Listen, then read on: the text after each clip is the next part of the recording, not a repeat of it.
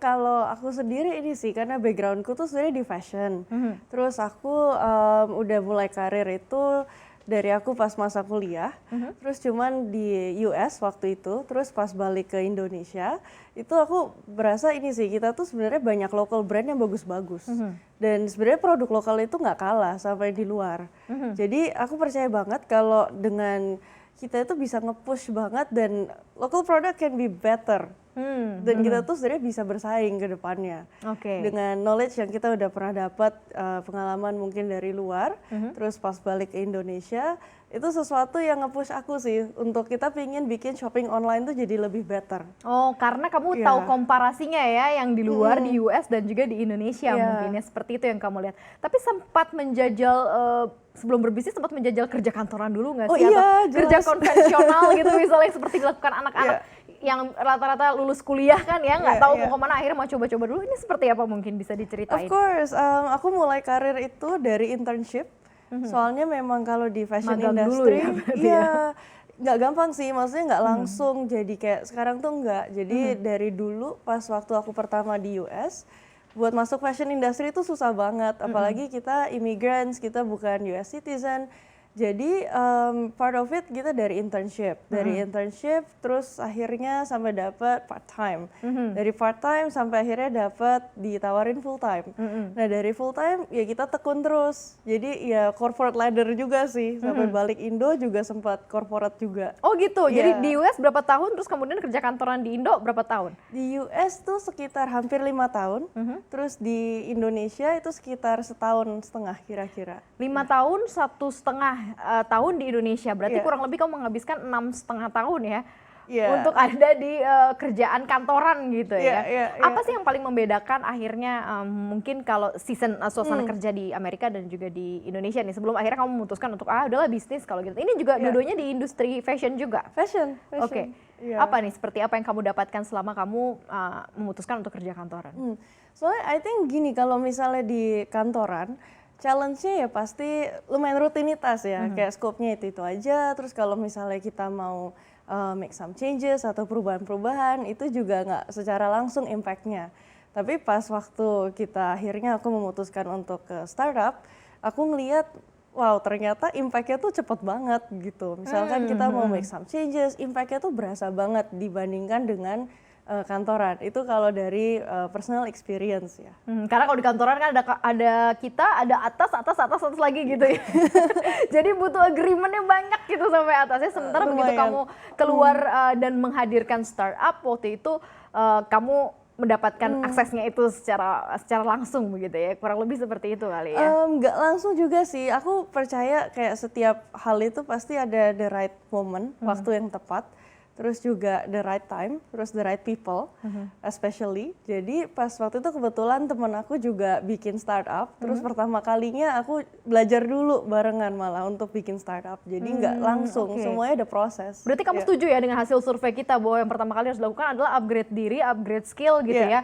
Belajar untuk mulai bisnis Iya, berarti iya, ya. iya. Nah, kalau misalnya mungkin bisa sambil diilustrasikan ya, Elizabeth mungkin bisa sambil tulis-tulis gitu ya, ngegambarin ketika Iya. kamu akhirnya berpindah dari kerja kantoran terus mau kerja sendiri, kita artinya punya Iya. bisnis sendiri, kan sama-sama di fashion industry juga kan ya. Apa yang kamu ingin bangun terhadap brand yang kamu punya? Karena kan ini rata-rata kamu udah pernah berkontribusi terhadap brand lain lah mungkin, Iya, katakanlah iya. demikian. Mungkin kalau dulu aku itu lebih ke retailnya offline. Aku dulu buyer di offline retail.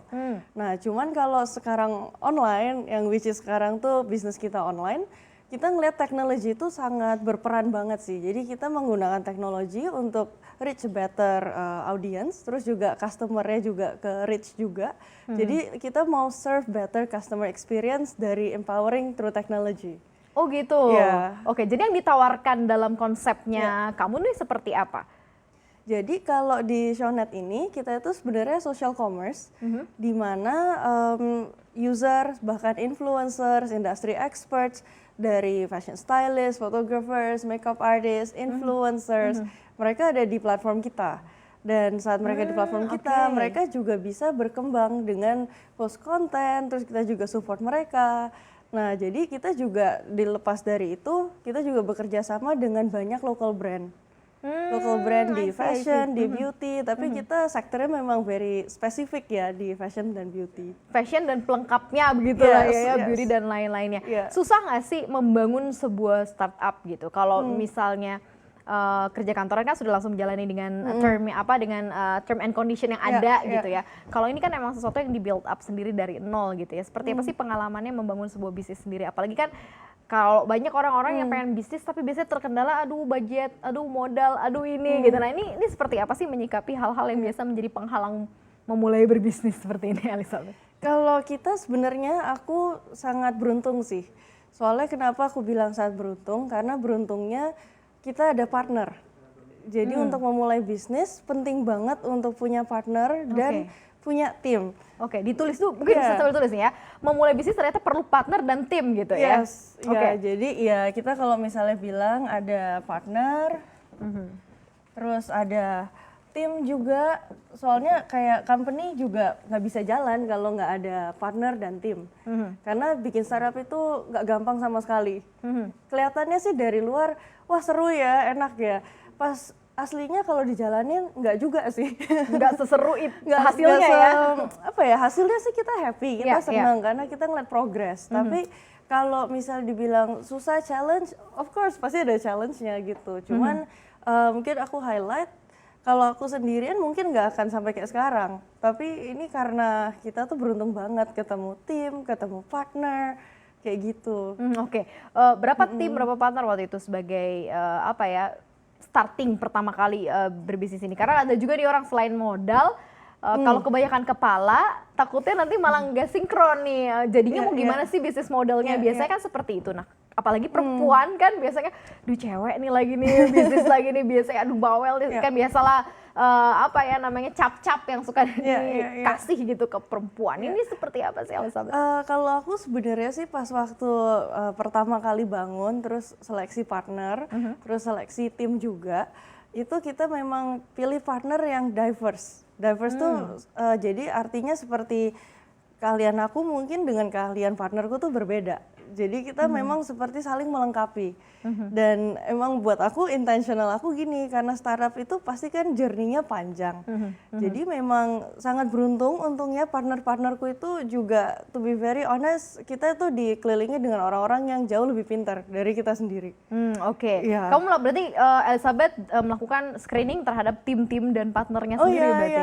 Nah, pastinya ya. kita balik lagi ke yang awal tadi sempat aku tanyain gitu, di mana bahwa banyak orang takutan kalau misalnya memulai bisnis itu karena permodalan gitu, karena modal di awalnya nih, makanya ngumpulin dulu deh baru mulai bisnis gitu. Nah, menurut pengalaman kamu, apalagi tim kan kamu screening sendiri, berarti kan tim is part of the model pasti kan, pertama kali part dari modal itu juga gitu. Ketika hire yang pasti itu akan menentukan arah bisnis. Perlu modal besar atau enggak sih sebenarnya dalam memulai bisnis apapun itu, termasuk startup? Ya, sebenarnya kalau kita awalnya Shownet, kita itu bootstrap. Sebelum mendapatkan investasi, kita itu bootstrap. Jadi jatuh bangunnya itu pasti ada.